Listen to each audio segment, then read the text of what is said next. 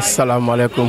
maaleykum salaam. sëñ Ndiaye ñoo ngi lay ziar. ñu ngi delloo ziar. di la bàyyee kàddu gi nga am ay leeral yu xam ne nga indil ñu ko ci côté médical bi daal. alhamdulilah rabbil alamin ñu ngi sant yàlla bu baax di julli ci yonent bi di sant sëñ Touba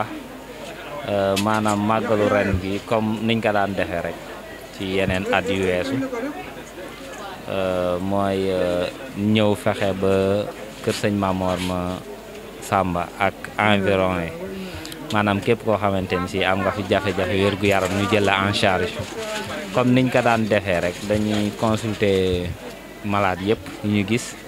ba pare may leen garab gi ñuy fajoo jox leen ko gratuitement waaye ren am nañ ci innovation bu mag maanaam dañoo ñëw defaale waale dépistage en cardiologie les pathologies cardiaques yi nga xamante ni si yenn nit ñi mën nañ ko am di ko doxaale te duñu ko xam gannaaw loolu tamit renforcer nañ aussi le personnel bi nga xamante ni si le personnel médical et le personnel infirmier pour que ñu mën a jël bu baax en charge problème de santé de ces populations ndaxte nekk na loo xamante ni si on travaille en équipe le personnel médical paramédical waa Croix-Rouge waa hygiène maanaam ñëpp daal jàppandoo nañ ci benn say ngir lépp lu ñu bëgg rek ci bés bi yàlla defal ñu ko ci bijaay rasulullah sallallahu alayhi wa sallam. waaw léegi monsieur Ndiaye ñu bëggoon la laaj tamit tey à peu près depuis bi ngeen commencé consultation yi est-ce que mën nañu xam lim bi xam ne moom moo fi jot a jaar et puis tamit si wàllu consultation yi yan maladies ngeen si gën a ëpp daal moo xam ne moom ngeen jànkonteel moom ngeen dajal fii. waaw bi ñu commencé ak léegi ndax ñu commencé démb ci ngoon gis nañ près de 200 malades xam naa ni jeexagul waaye te feebar yi ci ëpp yu ñu ciy gis li ci ëpp moom mooy ay feebaru soj ak sëqat bëri na ci te loolu aussi ça s'explique ndaxte dëkk bi bëri na nit dëkk bi tàng na poussière bi dana jël yooyu malade ñi nga dañuy faral di am ay allergie ak yooyu seen yooyu mën na yëngatu ñi nga xamante ni si danañu am ay bopp yu metti aussi loolu tamit feeñ na ci ndaxte gis nañ ni dëkk bi xaw na tàng te loolu da ciy joué maanaam ay céphalée isolé am nañ ci tamit ay ñoo xam si des fois seen biir dana xaw yëngatu maanaam lu ñuy wax jaare loolu tamit gis nañ ko fi maanaam daal yooyu moom mooy yi nga xamante ni si mooy yi ëpp yi ñu fi gis nañ fi aussi ñoo xamante ni si vraiment mooy li ñuy wax hypertension artérielle li ñu ci gis xaw na bëri tamit mooy daal mooy les principales maladies yi nga xamante ni si moom la ñu ëpp ci yi ñuy gis ci màggal gi waaw. Monsieur Ndiaye en quelques mots est-ce que vous pouvez nous résumer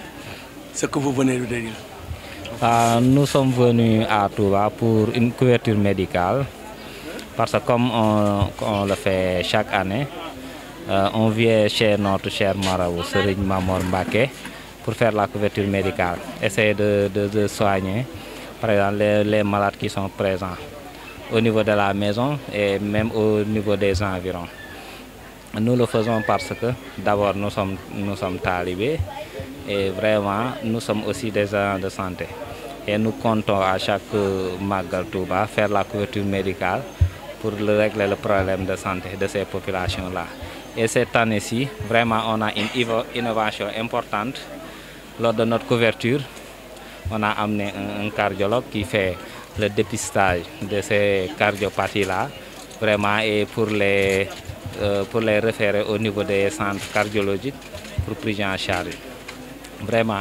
Et les principales maladies qu'on a vues lors de cette journée de consultation, c'est les maladies diarrhéiques. Bon, il y a les infections respiratoires aiguës et l'HTA. Pratiquement,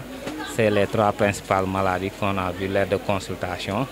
Et la consultation, là où nous sommes, ça tourne autour de 200 patients. Et la consultation continue, Inch'Allah, jusqu'à demain matin. Et nous remercions beaucoup l'équipe avec qui nous travaillons. Il y a l'équipe de la Croix-Rouge, qui vient chaque année au niveau de cette consultation du Magal. Il y a les éléments de l'hygiène, il y a des infirmiers et un cardiologue. Vraiment, on ne cesse de les remercier. Assalamu alaikum wa rahmatullah. Ñu ngi leen di nuyu di leen siyaare ci seen turu kilifa Toural Vision. Yéen ñi jiite lii yal na yàlla barkeel leen sa guddal seen fan pour wax leen baaxaayu Major Ndiaye mii. Dama fi romb di dem sama benn doom bu baax ma xamoon ko ci ëttu Cheikh Abdourahmane Fall ci laa la muy doom ci man mun ma papa de occasion la ci yow